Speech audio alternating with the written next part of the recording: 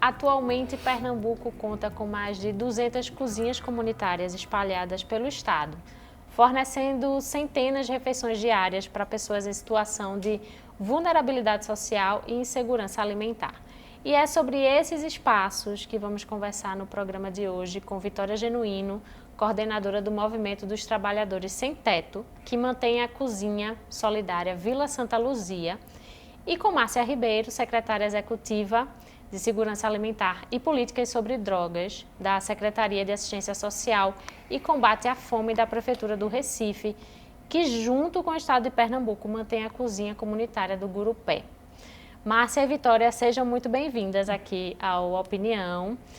Queria começar essa nossa conversa pedindo para vocês falarem um pouquinho da história, quando surge e como surge cada uma das cozinhas.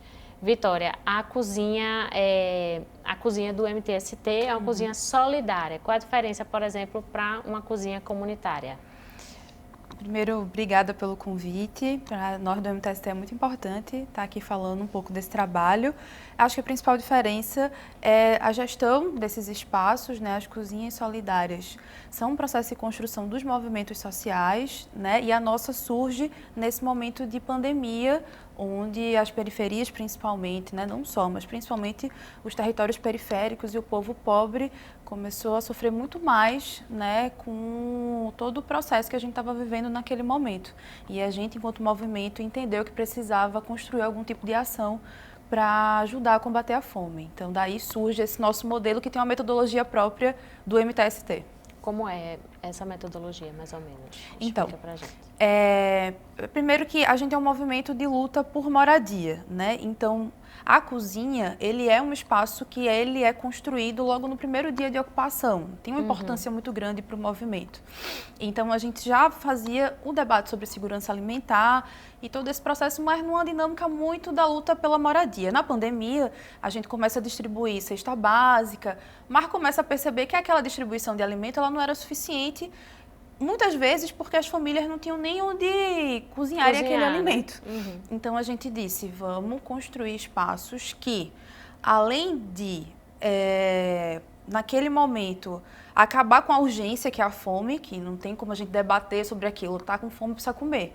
E, além disso, o que é que a gente pode fazer mais? É debater o porquê que aquela fome acontece. Então, são espaços políticos mesmo, assim, de construção. A nossa aqui, por exemplo, em Recife, foi a primeira cozinha que ela foi ocupada. Então, hoje, é uma ocupação, é um espaço que estava sem uso, sem função social há mais de 20 anos, né? Um espaço da Prefeitura do Recife e que, desde 2021, virou não só uma cozinha solidária, mas hoje é um centro cultural. Então, é Cozinha Solidária e Centro Cultural Julieta Hernandes. Então, a gente distribui refeição diariamente, mas também aula de violão, capoeira, musicalização infantil, tem uma biblioteca comunitária, tudo isso de forma gratuita para toda a população. Então, o MTST costuma unir a urgência da fome com um debate sobre aquela fome e uma formação também para os moradores, né, e para a população que se beneficia daquela nossa militância.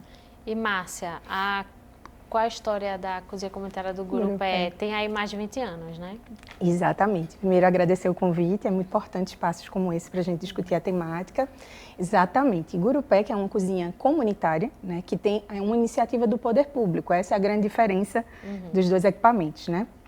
É uma cozinha que surgiu já lá em 2003, né? Então, naquele momento ali do programa Fome Zero, e que até hoje, né, resiste dentro desse processo enquanto um equipamento comunitário. É a única aqui de Recife, a única, né? Nossa de Recife, por enquanto, né?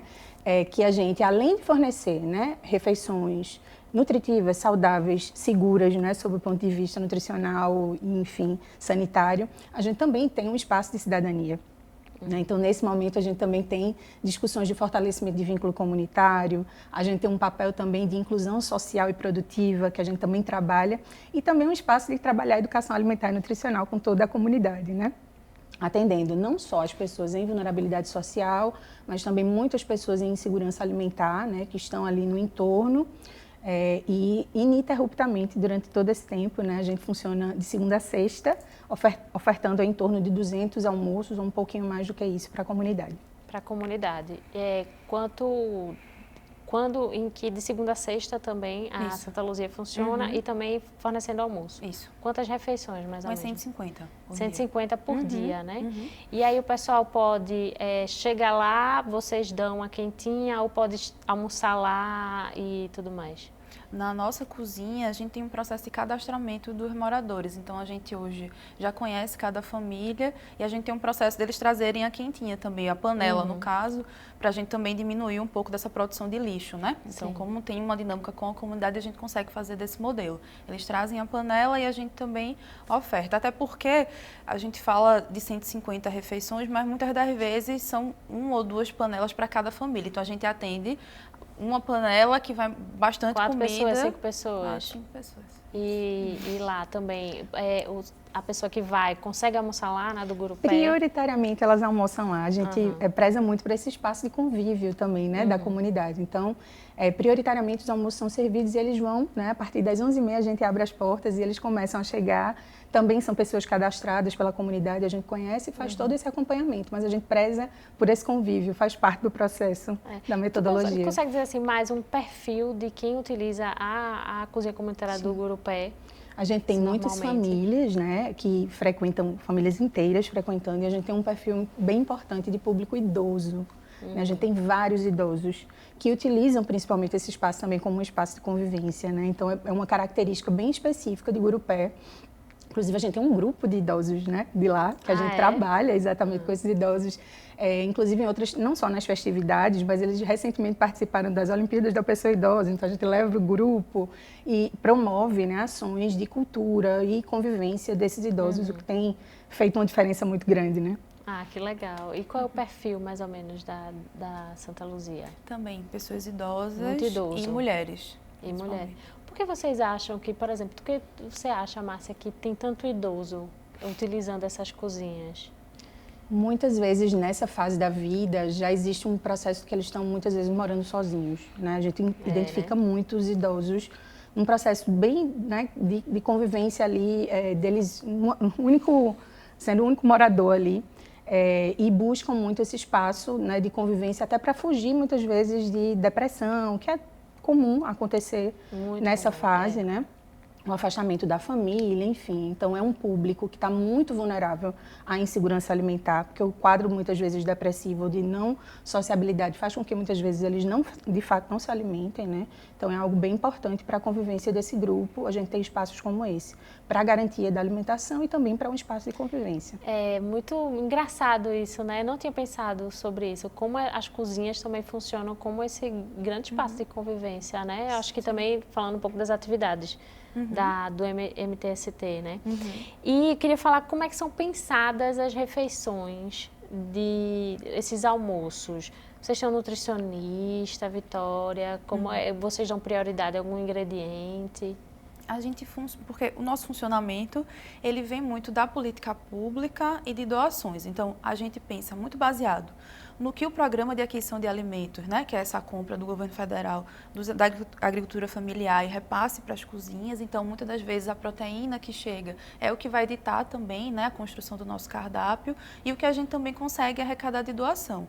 Mas, em principal, que um prato seja nutritivo e que ele possa compor, né, todos os elementos que façam uma boa refeição. A gente tem parcerias com nutricionistas que são parceiros do movimento e que nos ajudam a montar o cardápio. E aí, diariamente, a gente vai, avisa para o pessoal que é a comida e vai construindo.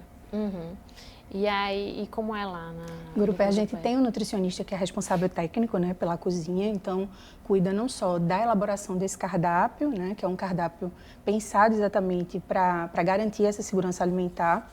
Então, é um cardápio que a gente tem ali sempre uma oferta de uma proteína, né? Um frango, que é o preferido das pessoas, algumas carnes, opções diferenciadas durante a semana. Tem sempre guarnição também, então, normalmente arroz, feijão e a salada, né? Sobremesa, que a gente sempre tem a preferência por servir frutas, né? Pelo menos 3 vezes na semana, fruta in natura. Mas também tem aquele docinho e tem também as datas comemorativas, que a gente sempre traz também um cardápio mais típico, né? Por exemplo, se for no mês de junho, algum cardápio junino ali, alguma comida que possa lembrar, fora as atividades que a gente faz em alusão. Então, a gente preza muito por por construir também um processo de educação alimentar. Então, muitas vezes eles não têm acesso a esses alimentos normalmente, né? Inclusive em outras refeições que não são ainda ofertadas pela cozinha comunitária. Então, fazer com que eles tenham acesso a esses alimentos e tenham uma diversidade na alimentação, né? Também faz toda a diferença e é algo que a gente, de fato, tenta garantir para eles. Certo.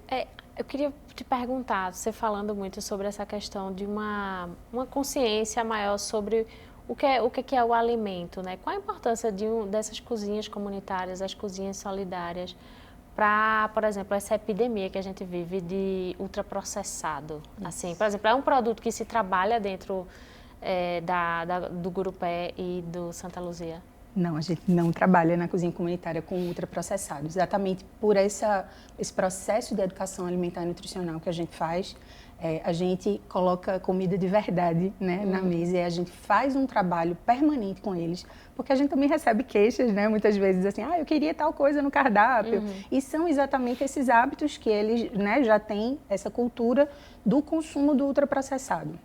A gente tem muito cuidado, por exemplo, com quantidade de sal, né, a questão do doce na refeição, que é exatamente para essa proteção. Isso é uma alimentação que todas as pessoas possam consumir, mesmo as pessoas que têm algum tipo de restrição. Então, a educação alimentar e nutricional, nesses momentos na cozinha, ela é também assim, fundamental, uma peça muito estratégica para que a gente vá trabalhando, né, essas questões e discutindo, inclusive, muitas vezes o porquê eles não têm acesso a esse tipo de alimentação dentro da própria comunidade. Então, por vezes, a gente encontra, ou a gente está situado em espaços estratégicos dentro da comunidade em que a gente vive no que a gente chama de desertos alimentares, né? A gente não tem acesso, essa população não tem acesso a alimentos que sejam naturais, ou seja, não é o alimento in natura, eles não conseguem adquirir, comprar. Então, isso acaba não fazendo parte do cotidiano deles. E a gente trabalha muito isso, essa consciência, e inclusive a discussão de como é que a gente faz para mudar esse cenário dentro da comunidade. É verdade. Como é que é lá na Santa Luzia? A gente sempre procura trabalhar através da formação mesmo, assim, acho que a horta, que é instalada dentro da cozinha e que hoje o MTST, junto com a ONG que chama Centro Sabiá, construiu a primeira escola de agroecologia urbana da região metropolitana do Recife. Então, a gente pega as mulheres do território e elas têm aula tanto na cozinha quanto em outras hortas de outras ocupações e também na Universidade Rural de Pernambuco. Então, a gente conseguiu fazer esse processo e isso já faz, acho que, metade do trabalho, né? Quando a gente senta com elas e debate, constrói junto e aprende também sobre aquele processo da alimentação e também possibilita que elas possam se formar para tentar fazer produtos para venda. Então, acho que como a gente consegue trabalhar com a população adulta e idosa, principalmente também, que são a maioria de mulheres idosas que cuidam da nossa horta. E com as crianças, a gente faz um processo de formação com o setor de educação do movimento, que são os militantes. E aí a gente tem a caixa dos alimentos, que aí a gente pega as crianças, coloca para provar diferentes frutas e adivinhar. Então, a gente vai com um processo muito lúdico, educativo mesmo com elas, assim. E aí vai criando estratégia. É isso, assim, a gente não consegue garantir todos os dias, né, aquela refeição 100% completa, porque a gente depende da doação e da política pública que ela chega, mas não consegue abarcar todas as nossas demandas. Mas durante o processo a gente sempre conversa muito, dialoga e utiliza o próprio espaço da cozinha como esse processo formativo, assim, a importância da horta, a importância de colher e cozinhar o seu próprio alimento. Então a gente costuma pegar a formação como eixo central, assim, para que a gente possa trazer esse debate, né, e do porquê desse não acesso, né, às pessoas. Você falou que vocês dependem muito de doação, né? Sim. Então vocês trabalham com o que vocês plantam, que está lá na horta do programa federal, de aquisição que vocês recebem, né? Porque eu ia te perguntar justamente sobre a aquisição do pequeno produtor. De que se as cozinhas comunitárias e a solidária, como a Santa Luzia, tem essa preferência de adquirir os ingredientes do pequeno produtor. Sim, sim. Também, o né? PA é esse programa, né, que facilita bastante. E também a gente tem parcerias com algumas das feiras agroecológicas aqui. Como a gente é movimento social, às vezes é muito difícil transportar alimento de um lugar para outro. Então, a gente sempre tenta organizar dentro do movimento, né, esse processo de doação e a gente procura fazer essas pontes assim, com as feiras agroecológicas e com os alimentos que chegam através do programa de aquisição de alimento. pessoal da feira, o pequeno produtor chega também como um doador. Isso. Na cozinha, Isso. né? Uhum. E como é lá na Gurupé? Na realidade, na cozinha comunitária, a gente faz uma aquisição via licitação, né? Que é um Sim. processo público mais ampliado, que é algo que a gente também está estudando agora, de como a gente incluir nesses processos licitatórios os pequenos agricultores, principalmente os agricultores urbanos. Mas a gente, Deve na ser prefeitura, difícil, né? é um pouco complicado, né? Mas precisa de toda uma legislação, todo um processo que a gente tem estudado para identificar a melhor forma da gente fazer essa inclusão. Porque não só na área de segurança alimentar, para os equipamentos socioassistenciais, mas também nos equipamentos da educação, né? Equipamentos da saúde, entre outros, a gente pode ter um grande ganho, né? com essas aquisições. Mas a gente operacionaliza o PA, né, aqui no município. Então, o Programa de Aquisição de Alimentos, a gente participou do edital, a gente recebeu esses recursos e a gente faz a aquisição via Banco de Alimentos do Recife, né, de pelo menos 5 agricultores, né, nesse caso, agricultores da agricultura familiar, né, de 5 municípios diferentes. Eu acho que a gente tem 47 cooperativas ou agricultores cooperados nesse processo. Quando a gente faz essa aquisição, entra no banco de alimentos e vai para as cozinhas solidárias, né, que são cadastradas no banco, e também para as entidades sociais que são cadastradas no banco. E a gente vê isso como uma excelente alternativa para a gente ter acesso a esse alimento, né, livre, por exemplo, de agrotóxico, né, da forma como a gente, de fato, entende que seria a melhor forma de aquisição e do alimento mais saudável para a população. Com certeza. E eu queria entrar num outro tema, que é desperdício. O Brasil, eu acho não. A ONU diz que é um dos países que mais desperdiça alimentos no mundo, assim.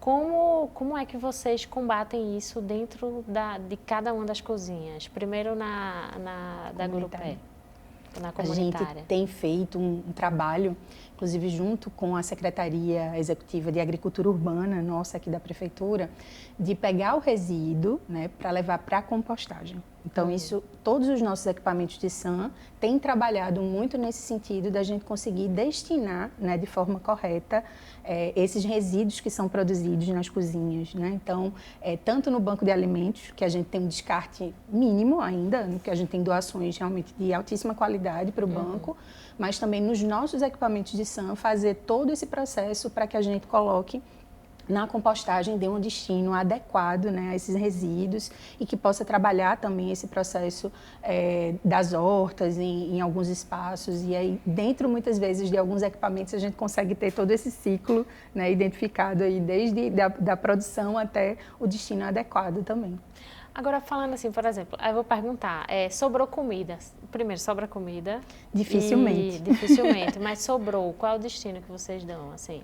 Realmente é o descarte? Ou... A gente, por questões sanitárias, a gente não pode fazer uma doação desses alimentos. Então, de fato, tem que ser o descarte. Tem que ser o por uma questão de segurança mesmo, né? Do ponto de vista da gente não ter ali nenhum problema de toxinfecção alimentar ou qualquer coisa nesse sentido. Então, quando ela é produzida, ela é mantida numa temperatura que tem que ser a temperatura adequada. E aquilo que ficou no resíduo ali nas cubas, que a gente chama, né? No processo que eles estão se servindo, de fato, precisa ser descartado. Como é que é lá na Santa Luzia? Não sobra, assim. Não sobra, porque né? o que, assim, sobrou de alguma atividade, a gente imediatamente encaminha para alguma ocupação, ou faz distribuição pelo bairro. Então, Entendi. A gente tenta bastante desaguar esse alimento para outros territórios que a gente já acompanha e que podem receber. E aí eu queria perguntar para vocês, qual é a importância, a gente está aqui do meio para o final do programa já, qual é a importância dessas cozinhas para a garantia de uma segurança alimentar na sociedade, Vitória? Eu acho que, primeiro de tudo, quando a pessoa conhece, né, a cozinha e toda essa ideia, né, do processo, acho que o debate sobre a importância da existência, né, do porquê que ela existe. Então, um trabalho educativo, dizer, tem gente que passa fome e que depende daquele espaço para se alimentar e que muitas das vezes é a única alimentação do dia.